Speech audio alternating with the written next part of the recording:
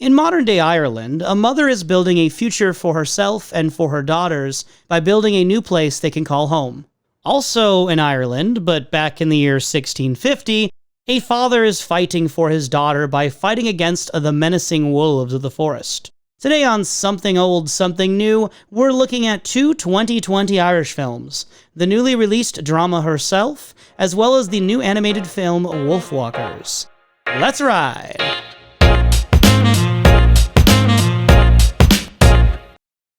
Something new this month is the 2020 Irish drama Herself, directed by Phyllida Lloyd of Mamma Mia and Iron Lady fame. While Herself technically came out last year, it didn't see wide release until January, so I'm gonna count it as a new release, and there's nothing you can do to stop me. Herself does a solid job telling the story of a community that's been rallying around a woman moving forward with her life. The film uses the act of building a new home as sort of an apt metaphor for building yourself up and finding peace following years of trauma. Claire Dunn is a relative unknown outside the realm of Irish theater, but in this film she shows her versatility as an actress, in how she portrays the lead of the film, Sandra. Dunn emboldens her with soaring confidence when the character has agency in her life, while at other times, through moments of doubt or hardship, she lets that vulnerability show through.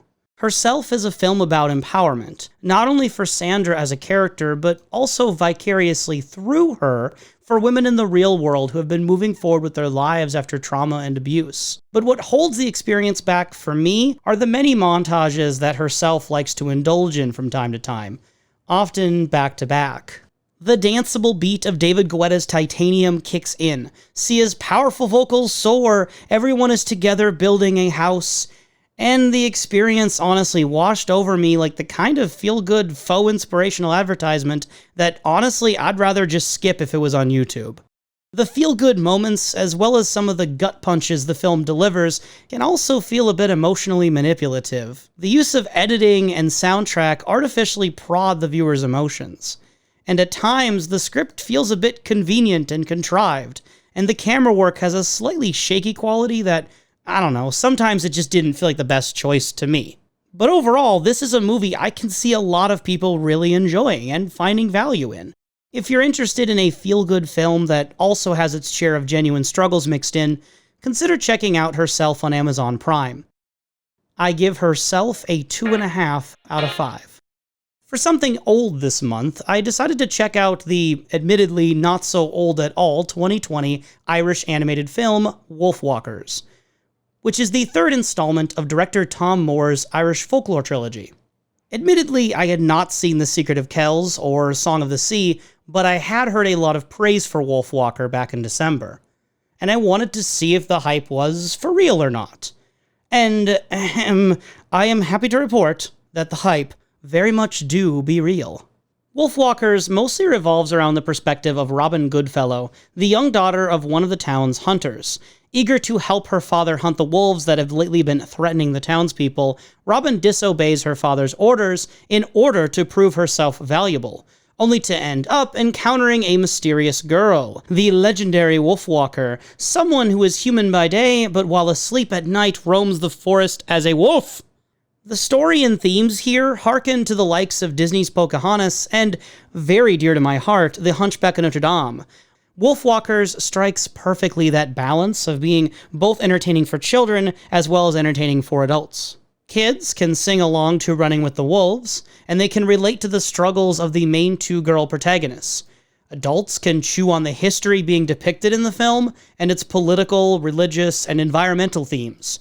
And viewers of all ages can get lost in the striking visuals and the mysterious and magical Irish folklore score.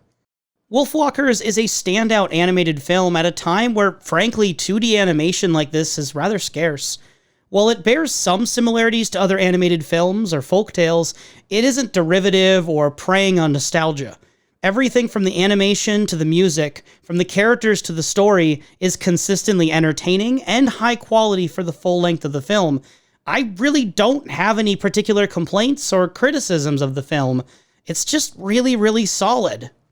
If you like animated films, even in the slightest, and you have access to watch this, please check out Wolfwalkers on Apple TV.